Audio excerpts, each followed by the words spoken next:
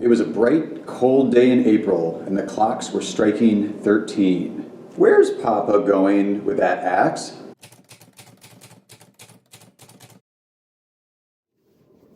Hey everyone, Aaron Spears here, young adult librarian at the Westlake Porter Public Library with another First Line Friday video. First lines are so important when you're picking out or you're trying to select that next book you want to read. The cover art may grab your attention or may not grab your attention. That description on the inside of the jacket may or may not grab your attention, but also if you flip right to that first line, maybe even that first paragraph or so, but at least that first line's gotta hook you. It's gotta grab your attention and be like, okay, I want to keep reading this. So what I did for this particular video was we narrowed it down actually just to one particular genre, and that is the mystery genre. For some reason, I always like reading mysteries, specifically in the wintertime. I guess because we're in Cleveland, it's colder, probably snowier. You just like to cozy up with a good story that compels you to keep reading. And mysteries are a genre that is built for that specifically. Now, the books I want to take a look at today, the first line in a mystery novel, I think also is especially important to hook the reader because it can set up a little bit of the world building, maybe the character's personality, but also possibly, if you get the right first line, that central hook of what the mystery is going to be in that particular book. So let's jump in. I've got 12 from our young adult collection that are all mysteries. Let's see if any of these first lines really hook you and see if you want to explore any of these mysteries even further. I plotted murder in the Vancouver airport while waiting at gate D78 for my flight to London. That first line is from You Owe Me a Murder by Eileen Cook. That one really intrigues me for a lot of reasons. One, you have a main character who's heading to London, so they're, heading away from wherever they're at to London. They're also just really casually talking about plotting a murder while on the flight there. What is the murder? Why are they heading to London? There's a lot of questions already built into that initial first line. Well, in this particular book, we are following the main character of Kim, who never expected to plot a murder. Obviously, that's a little bit shocking. But that was before her boyfriend dumped her for another girl. Now, as she's on a class trip to London with him, but she meets Nikki, a stranger on the plane, who's more than willing to listen to Kim's woes, and things start to look a little bit up.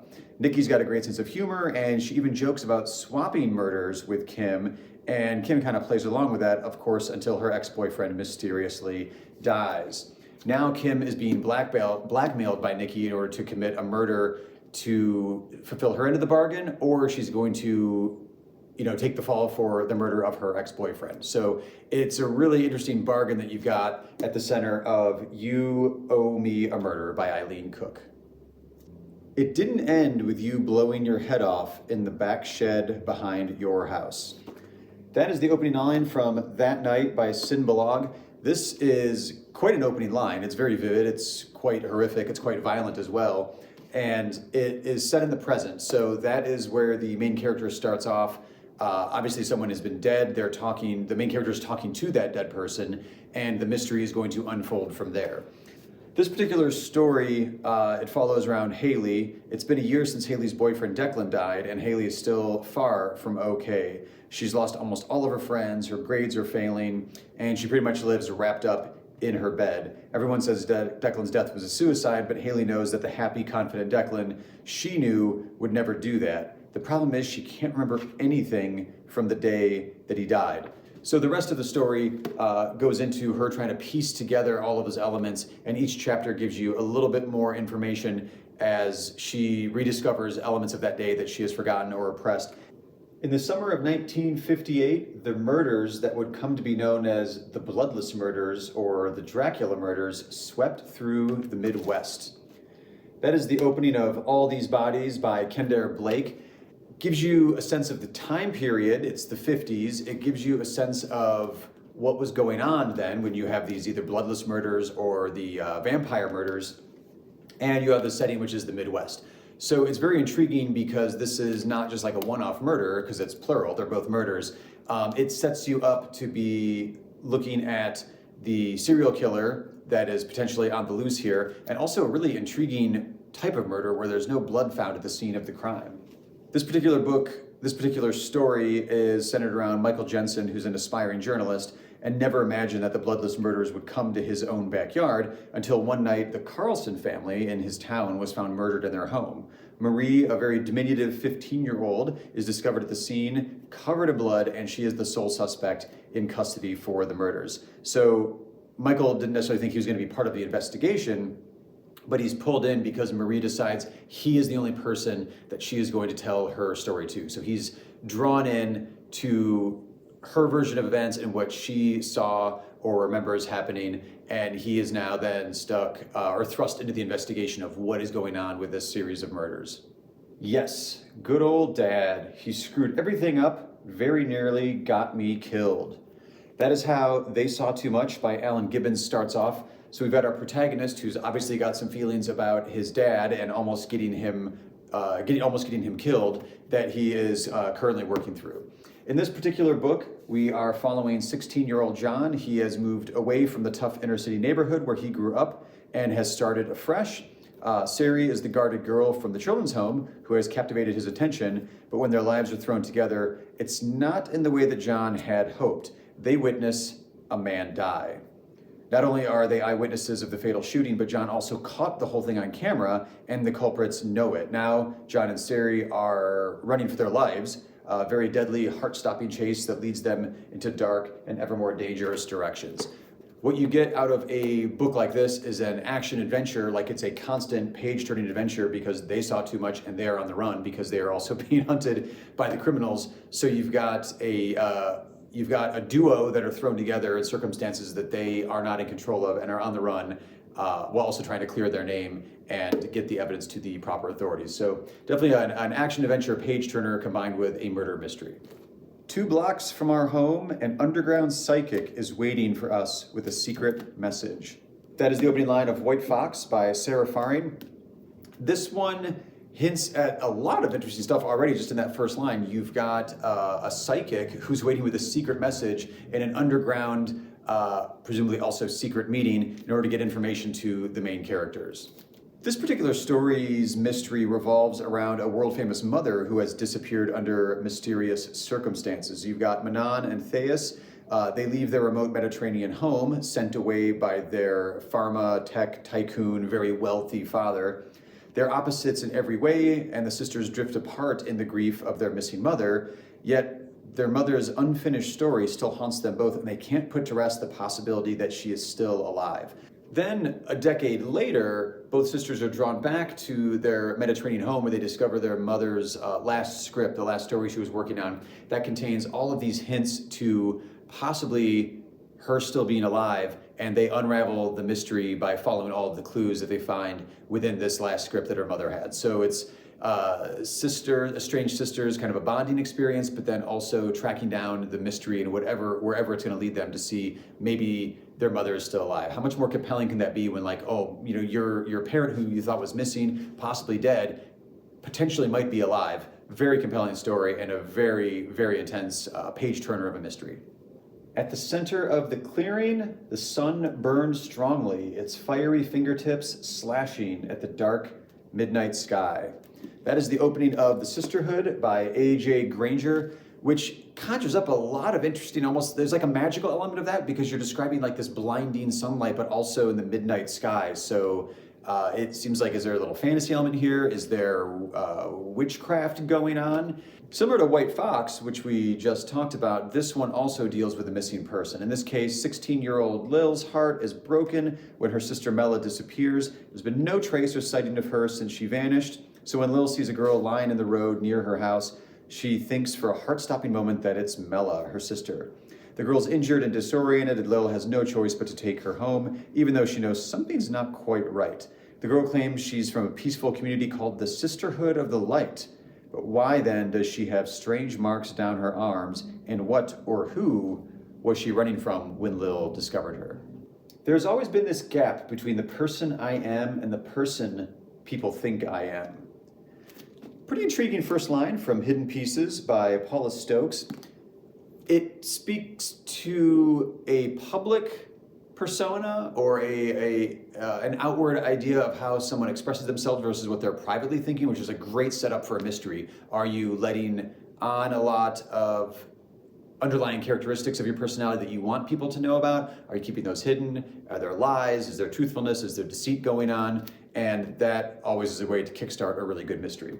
In this particular story, we are following the main character of Embry Woods, who obviously has secrets. She has small ones about her past, bigger ones about her relationship with Luke, and her feelings for someone new, possibly. But the biggest secret she carries with her is about what happened the night at the Sea Cliff Inn, the fire, the homeless guy. Everyone thinks Embry is a hero, but that couldn't be further from the truth. I was walking to school, lost in feeling sorry for myself. My dad was dead, my mom in rehab, my girlfriend missing, when I saw the Bat Lady for the first time. That is the first line from Harlan Cobens' Shelter, which is actually a trilogy of books that follow the main character, Mickey Bolitar. And that first line hints at so much to come in this particular story. You've got the my dad was dead, you've got my mom's in rehab, my girlfriend has gone missing, and then Bat Lady appears out of nowhere for some reason, which sounds very fantasy oriented or possibly a local crazy person. It's hard to say, but just within one sentence, there's 3 or 4 elements that are very much intriguing as far as mysteries and plots go. In this particular story, Mickey Bolter, his year can't get much worse. He witnessed his father's death and sending his mom to rehab. He's forced to live with his uncle Myron, and he's had to switch high schools, which is always pretty traumatic and can be terrible. But with a new school, he came, new friends, new enemies, but he also has a great new girlfriend, Ashley. Unfortunately, Ashley is the one who vanishes without a trace, and unwilling to let another person walk out of his life, Mickey follows Ashley's trail into a seedy underworld that reveals that his seemingly sweet, shy girl who he's been dating isn't who she claimed to be. There's also some more mystery to unravel into his father's death, and he soon learns about a conspiracy that is so shocking and makes him question everything that's happened in his life so far. And if that one hooks you, like I said, there's still 2 more in that series to go with after you finish the first one. On a scale of 1 to 10, my desire to talk to the cops who've spent the last 20 minutes digging through my locker is a raging -50. And yet, here I am. So begins the last confession of Autumn Casterly by Meredith Tate, which even on the cover says, "I shouldn't have come here, I'm in over my head, I'm going to die." That is a hook for a mystery if ever I've read one. This story follows band geek Ivy and her friends. When they get together, things start with a rousing board game. They end up with arguments about Star Wars. Her older sister Autumn is a different story though. Autumn is enigmatic, aloof, tough as nails. Autumn hasn't had any real friends or trusted anyone in years, even her sister Ivy. But Autumn might not be tough enough. After a drug deal gone wrong, Autumn is beaten, bound, and held hostage. Now trapped between life and death, she leaves her body seeking help. No one can sense her presence except her sister, Ivy. So when Autumn doesn't come home, Ivy just knows for sure she's in trouble. Unable to escape the chilling feeling that something isn't quite right, Ivy follows a string of clues that bring her closer and closer to rescuing her sister. So this one's got a little element of fantasy, leaving her body in order to try to communicate with her sister, mixed in with a fantastic mystery story that slowly unravels as Ivy investigates her sister's disappearance. Bearing shovels and a pickaxe, they made their way up the hill that morning. That is the opening line of Time Will Tell by Barry Lyga, which kind of, to me, when you read that first line, it was like, are they going to bury someone? Is this like the opening scene? Is it going to be a murder here? Well, actually, this one's kind of interesting. It's 4 good friends, Alea, Liam, Marcy, and Georgia, who go to retrieve a time capsule that their parents buried in 1986. So that's why they're carrying the pickaxe and the shovel up the hill. What they find, though, when they dig up this time capsule is the usual ephemera of mixtapes, Walkmans, photographs, letters, toys, sort of junk that their parents, when their parents were teenagers in 86, would have buried. But however, one thing they find in this time capsule is also a hunting knife stained with blood and wrapped up with a note that says, "I'm sorry, I didn't mean to kill anyone." So in this particular book, it alternates back and forth in time between the teens currently who dig up the time capsule that their parents buried, and then what actually happened in their parents' story that led them to burying that knife inside the time capsule as well. So dual timeline murder mystery that builds to an amazing conclusion by the time you get to the end of the book. I placed my thumb and forefinger on the icy flesh, spreading it taut above the breastbone, as Uncle had shown me. This is Stalking Jack the Ripper by Carrie Maniscalco, and that opening line is really vivid and places you directly in the main character's perspective. She is in 1888 London, as her uncle is teaching her like mortuary forensics. So like she's doing an autopsy on a body, and that's the opening line, letting you know that her forefinger and thumb is the icy skin. It's a perfect setting for a historical murder mystery thriller where you have a female protagonist who's now involved in the Jack the Ripper killing. So it's historical fiction set murder mystery in 1880s London. So we've got 17-year-old Audrey Rose Wadsworth. She's born a lord's daughter, so she's got a life of wealth and privilege stretched out before her. But between all of the social teas and silk dress fittings, she leads this other forbidden secret life, which is against her father's very stern wishes and society's expectation. She works with her uncle in his laboratory studying forensic medicine, so autopsies, investigations, things like that. So she starts to work on a string of savagely killed corpses. This drags her into the investigation of a serial murderer, which we know as Jack the Ripper. And this sort of brings her closer and closer. This brings her two worlds closer and closer together as she's investigating these murders, but also ties her back into the high society that she was born and raised and lives in as well. This one also is a really interesting book because as you flip through it, there are letters and there are some photographs from the time period that really place you in, an 1880s Jack the Ripper seedy underbelly of London. It was strange, Wilt calling me when he died the week before. Pretty intriguing line that starts off Eric Laster's book, #Static. How is there a dead character making phone calls a week after they died? Well, in this story, Curtis Brooks starts receiving phone calls from his older brother, Wilt, who has been dead a week. Curtis is sure that it's to help him find evidence that will lead to the murderer's arrest, but Wilt claims he wasn't murdered. His calling, which is meant to help him adjust, is a standard protocol for the newly deceased at Aftermart, a kind of inescapable, ever-expanding Walmart filled with discontinued products. So Wilt's death is ruled a homicide, and Curtis embarks on a dangerous plan to find the killer, which soon has him scheming against a billionaire and floundering towards love with his brother's ex-girlfriend Susie, all while struggling through high school and his single mom's poor choices. Well, that wraps up this edition of First Line Friday. Hopefully one of those first line selections in our young adult mystery collection intrigued you, and you just have to get to the bottom of that particular mystery. So until next time, happy reading, everybody.